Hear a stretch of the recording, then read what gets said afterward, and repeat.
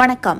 சென்னை அடுத்த உள்ளகரம் 185வது வார்டு பகுதியில் அமைந்துள்ள ஸ்ரீ தேவி துலுக்காத்தம்மன் ஆலயத்தில் 43ஆம் ஆண்டு ஆடித்திருவிழாவை முன்னிட்டு ஆடிப்பூரம் நிகழ்ச்சியில் அம்மனுக்கு மலர்களால் அலங்கரிக்கப்பட்டு தீபாராதனை காமிக்கப்பட்டது. அதனைத் தொடர்ந்து பக்த கோடிகள் அனைவரும் அம்மனை தரிசித்த பின்பு 1000 பேருக்கு அன்னதானம் வழங்கப்பட்டது. இந்த நிகழ்ச்சி ஏற்பாடு திமுக 185வது வார்டு வட்ட செயலாளர் ஜே. திவாகர் அவர்கள் தலைமையில் நடைபெற்றது. இதில் ஏராளமான பக்தர்கள் கலந்து கொண்டு அம்மனை வழிபட்டனர்.